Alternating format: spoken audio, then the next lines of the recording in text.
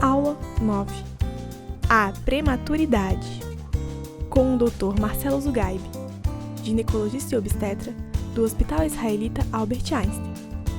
Vamos falar sobre o parto prematuro e suas principais causas, métodos de prevenção e o perfil das gestações de maior risco, tratamentos para prolongar o tempo de gravidez.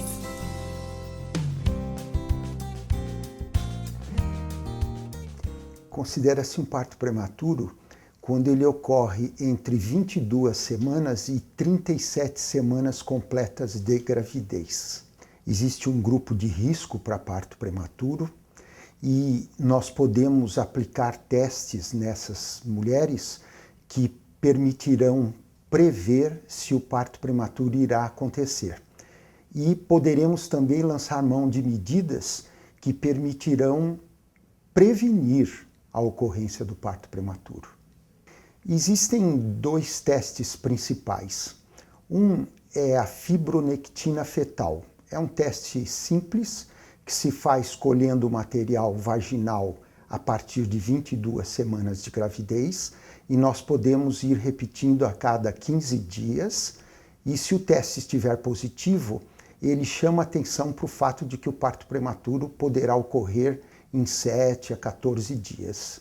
Existe também um outro teste que é medir o tamanho do colo uterino, que é feito através de uma ultrassonografia por via vaginal e feito entre 22 e 24 semanas de gravidez. Esse teste de mensuração do colo uterino também pode ser repetido e poderá ir orientando o médico no sentido de prever que o parto prematuro está para acontecer. Esses exames devem ser feitos apenas no grupo de risco. Não vale a pena fazê-los em todas as gestantes. E as gestantes de risco são, para parto prematuro, principalmente aquelas que têm antecedentes de parto prematuro, ou então aquelas que estão com gravidez gemelar, ou aquelas que têm sangramentos persistentes no primeiro e segundo trimestre de gravidez. Evidentemente, existem outras razões para o parto prematuro, mas essas três são as principais. Quando, além desses aspectos, ainda existir concomitantemente o colo curto, o risco se torna muito maior. Nesse grupo chamado de risco, principalmente naquelas pacientes em que se detectou através de testes o risco ainda maior, nós podemos, em primeiro lugar, propor o repouso físico e também psíquico, muitas vezes até afastando a paciente do seu ambiente de trabalho. Devemos também propor suspensão da atividade sexual. E podemos lançar mão de uma medicação que é a progesterona natural, que recentemente está sendo utilizada com esse propósito, com resultados brilhantes. Pode-se prevenir até 50% daqueles casos que têm predisposição para parto prematuro. Nós dividimos os partos prematuros em dois tipos, os espontâneos e os eletivos. Eletivos são aqueles que seria deflagrado pelo médico, com o objetivo de poupar a mãe ou também o feto ou ambos em situações de risco para a mãe e para o feto, como por exemplo uma hipertensão arterial, um diabetes. E nessa situação é o médico que indica o parto prematuro, como eu disse, para poupar mãe e filho.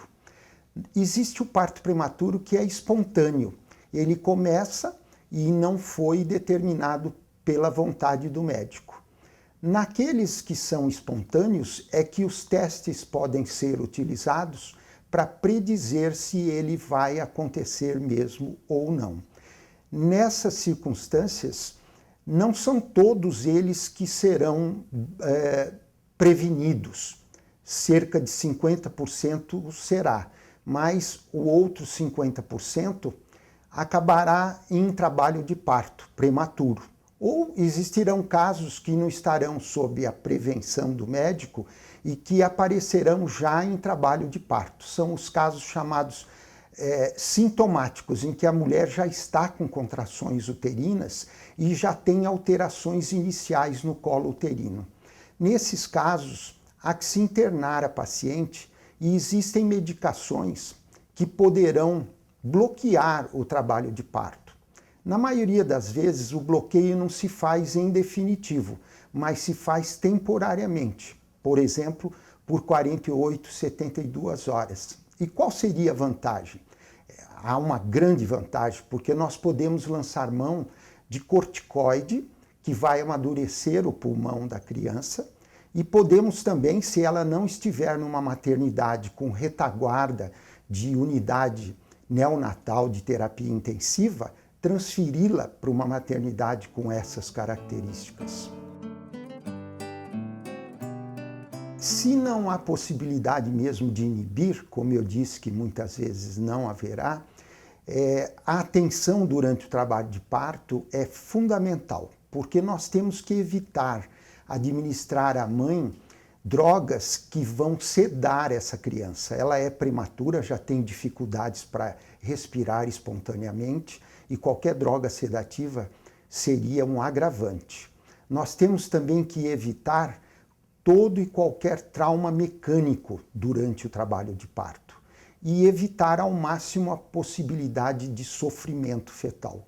Com isso, nós estaríamos poupando esse feto que é prematuro, que já tem dificuldades inerentes a essa baixa idade gestacional, evitando agravantes.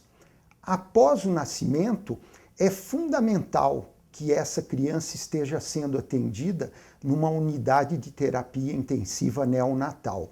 Ali os cuidados serão por ordem e por parte do neonatologista, mas são cuidados complementares fundamentais, como são aqueles que o obstetra dedicará durante o trabalho de parto. Encerro levando às mães e às futuras mães uma mensagem de otimismo, porque a evolução da obstetrícia e da neonatologia tem permitido hoje resultados brilhantes nos casos de risco para parto prematuro. Escolham bem o seu obstetra e a maternidade onde vocês terão a criança. E boa sorte e tenham realmente otimismo, porque vocês vão encontrar o sucesso. A próxima aula será sobre pré-eclâmpsia.